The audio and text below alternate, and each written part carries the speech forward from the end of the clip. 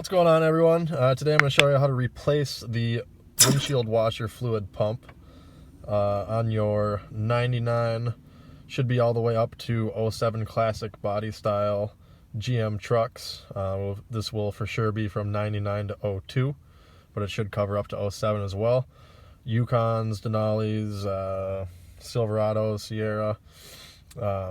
As you can see, got some condensation here, and my sprayers don't work. Of course, it quit working a week after I replaced the reservoir, so now it's a little harder to get at. But the first thing you want to do is make sure your fuse is good, so you're not throwing parts at it. So we'll go ahead and pop the hood.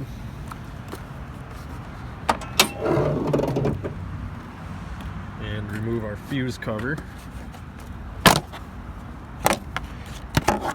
And if you check here, it says WW pump, which I assume is windshield washer pump. And it's this top 15 amp fuse. So we're going to take our little handy dandy fuse holder, clip it on there, wiggle it, hold it up to some sunlight. As you can see, it's foggy as hell, but you can see the fuse is good. So we're going to go ahead and put that back in place. Make sure it's in all the way.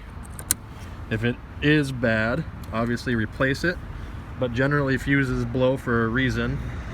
So if this is blown, you've probably got a shorted wire or your pump is shorted internally.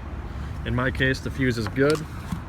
We'll go ahead, put this cover back on, and we're going to check for power and ground at the pump itself. So first, you must locate the washer pump, which is inside the driver's steer wheel well. And you can see the reservoir here. And there's the washer pump. I've already unplugged my clip, my connector. I'm gonna pull it down. Alright, now what I've done is taken a paper clip, unfolded it, and then cut it in half, and jammed one piece of the paper clip in each cavity of the connector here, so that we can clip a test light onto the one connector for the ground, and we can touch the probe of the light to the other connector, the other pin. Helps to have two people for this. Hit it.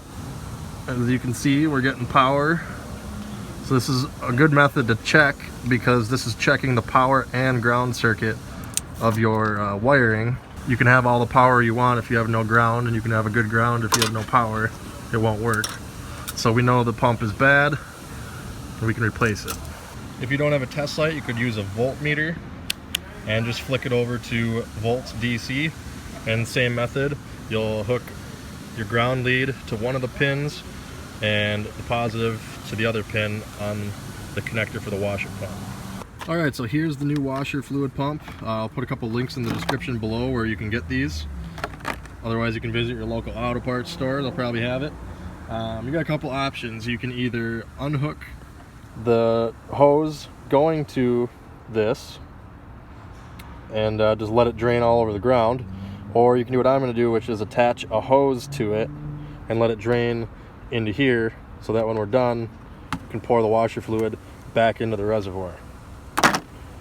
I'm going to use some 1/4 inch inner diameter hose here and just hook it onto the old pump.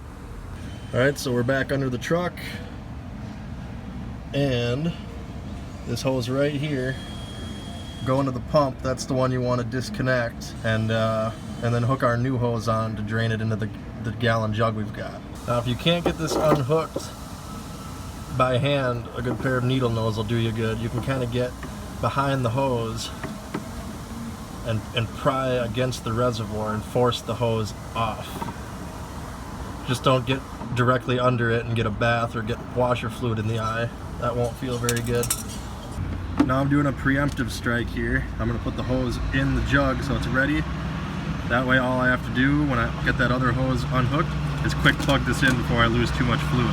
Well, as you can see, my plan kind of backfired. My sleeve is drenched Made a huge mess on the ground, got it in my eyeball, got it all over my phone. But in the end, I was victorious and saved half a gallon and counting.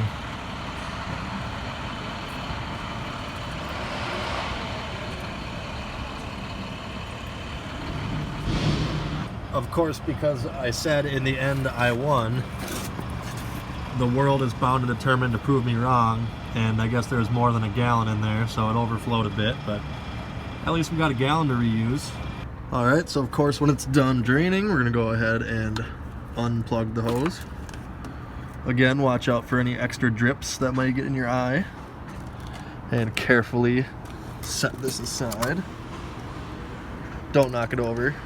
Alright, so now it's kind of hard to show you with the old pump on the truck just because it's in a bad location, so I'm going to show you outside with the new one how this works. So on your reservoir there's a little rubber grommet like this, and the bottom end here of the pump slips into that, and that's kind of what holds it into the reservoir.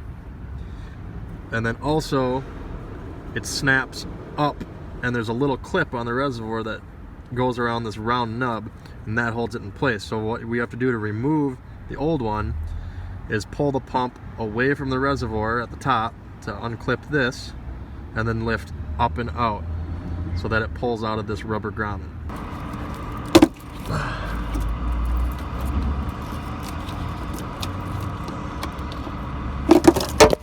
There it goes. Junk. Now if the grommet did not come out with your old pump, like mine did, you'll have to remove it from the reservoir, because you always want to use your new one, it'll seal better. You should be able just to grab it and pull it out of the reservoir. Maybe a flathead to pry it out if you're having issues. There's the old one. Now before you put the new one in, I recommend putting some sort of lubricant on this, make it easier to go in. Some grease, or even if you just spit on it or something, just because the dry rubber is gonna fight you trying to go into the reservoir. So lube it up with something, and it's gonna go this direction. The little nipple faces down into the reservoir. Make sure you get it pushed all the way down flush. Now, like I said before, we're gonna take this little spout right here, should be facing the front of the truck. So we're going to push this one down into the rubber grommet we just put in, and then tilt this back towards the back of the truck until you hear this piece click into the reservoir.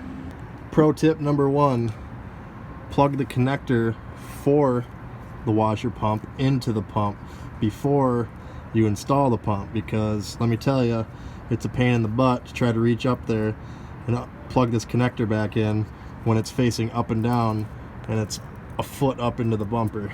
I apologize for the cruddy angle here, guys, but it really is difficult to get at this thing, and even harder to get a camera or phone in here to film. But another tip here, found the easiest way to put the pump in is from the front view here. Maybe if I can get this out of the way. There's a little kind of notch in the reservoir here. That's where the grommet is, so you kind of have to blindly feel and push the pump in. But I found the easiest way to do it is to use your right hand and come up in front of this round bar here, between that and the front bumper, and you can kind of reach up and push down into it. Hopefully you can see here, I got the pump mostly in place. I'm going to go ahead and push it the rest of the way down, all the way in. Okay, you can see it's all the way seated. Now don't forget, we have to push back towards the back of the truck, so you hear it click in at the top. Now to clip it into place takes a decent amount of force. I'll try to get a shot here showing it going in. There you go, you can hear a nice loud click. So now we can hook our hose back up right there.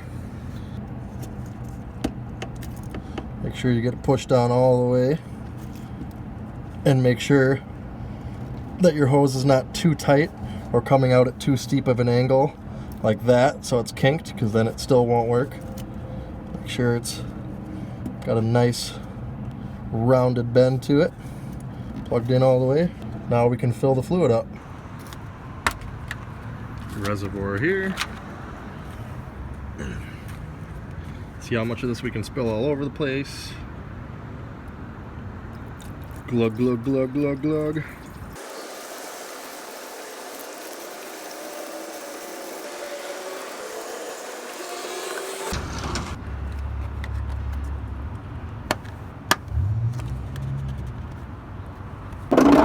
And now the moment of truth. Might take a few seconds to get all the air purged out.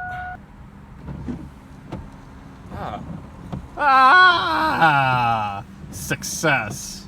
If you're having issues accessing the washer pump, you can come over here to the splash guard and remove these clips and peel the splash guard back to possibly grant you a little bit better access. To remove these, you'll either want a panel popper tool like this, which I'll put a link in the description where you can get one. You just slip it behind the head, which even with the proper tool isn't the easiest. And then pry outward. That, and it'll go flying and you'll never find it again. Or you can use a pair of side cutters and basically do the same thing. You'll get the side cutter underneath the head and pry outward with it. This one here, a little bit different. You gotta pop the head out first. It's a 2-piece clip. Like that, 2-piece. All right, now as you can see, this doesn't give you the most access in the world, but at least now you can kind of reach around from the side here as opposed to trying to reach up from the bottom and getting dripped on. If this video helped you out, make sure you smash the like button, hit subscribe with the little bell notification next to the subscribe button for more videos like this. Horn doesn't work. And as always, thanks for watching.